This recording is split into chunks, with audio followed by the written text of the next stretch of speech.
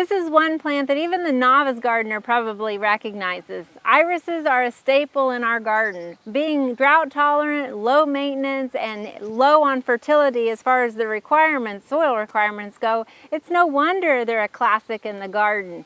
And often they're the only sign that a garden might have existed, as you find them growing out in pastures or around old homesteads. Iris got its name from the Greek goddess of rainbow, and they come in a rainbow of colors, and many of them are also now bred to be repeat bloomers, so get another display of flowers later in the season. While when irises aren't in bloom, like many of our other perennials, we just tend to ignore them. But actually, midsummer is really the best time to pay attention to your irises as far as dividing them. If you've noticed that the flower production started to decline last spring, you might want to think about dividing your bearded iris. Bearded iris grow by rhizomes, and a lot of times you can even see those rhizomes on the soil surface because they don't like to be buried too deep. So in order for us to get in there and divide these, we're going to cut the foliage back to about 4 to 6 inches just with our hedge trimmers here. And that actually will preserve some of the moisture of the plant as we divide it. Once you've got that foliage cut back, it allows you to really see those rhizomes better, so you know where to dig so you don't do any damage. And the best tool to use is either a garden fork or a spade. And again, try to steer clear of some of those rhizomes, and then just go ahead and pry them up out of the ground. They usually come up pretty easy because they're not typically buried too deep. And you can use some of the remaining vegetation to kind of pull them up, and go ahead and just pry that clump out of the ground. Now you can see quite the mass of rhizomes up here, and rhizomes are actually underground stem tissue. So this is the larger area, and then you do have some true roots here. So you want to kind of tease off some of that dirt off of the roots, and that'll allow you to break up those rhizomes even more. You'll notice some of these rhizomes are already starting to come apart. So for instance, right here, we have one.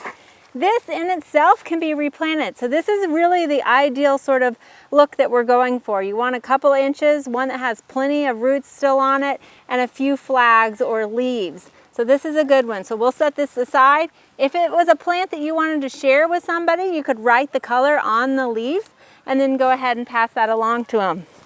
Now you'll notice here, this is something you want to be cautious of. Right here we've got one that is sort of rotting. It's kind of moldy, it's soft, it's rotten in there. So this is going to just be discarded. It doesn't have any roots on it, and it has no flags. And so we want to cut that off of the other rhizomes to remove that rot. So we're just going to start kind of teasing this apart, and you don't have to be really too gentle with it. In fact, you probably have to use some force a little bit and break those apart. And as we do that, you're going to find there are some areas, like this particular one, that it has some leaves over here on the end. But see how these leaves have declined? There's some new growth coming on there. There's some white roots here. But we're going to go ahead, and this has got some new growth on it, but we're going to go ahead and divide this and take it apart. So we're just going to use our knife. You can use a knife or scissors or whatever you might have. It's really best too to divide it where it's already segmented. Either it's forked, or you can see how it kind of comes to a pinch right there and right here. So I'm going to go ahead and cut this off right there. So when you're looking for a new location to plant your irises, you want to keep in mind that irises need full sun in order to have their best flower production. They also really like well-drained soil. They don't want to sit in moisture because that will cause those rhizomes to rot. So here we are next to some daylilies in full sun, and we're going to go ahead and plant our irises that we've dug, a few of them. Now, really, it's not too hard to plant irises because you want to err on the side of not planting them too deep. I'm just going to kind of turn the soil over because we will want to bury the fibrous roots, but we don't want to bury the rhizomes. So as you can see, we've left the rhizomes, just the top of them exposed slightly.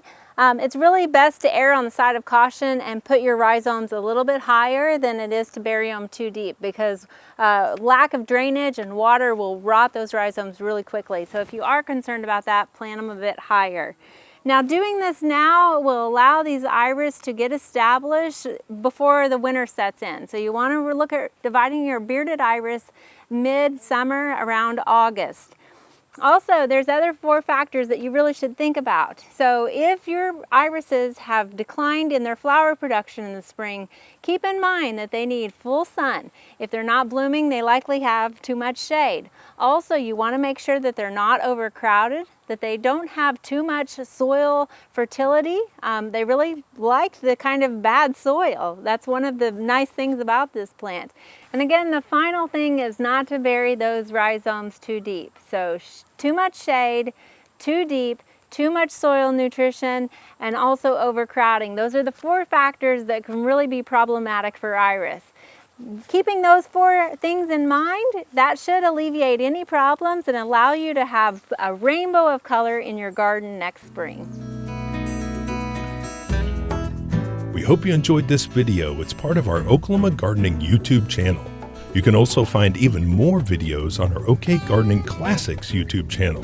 And join us on social media for great gardening tips, photos, and discussion.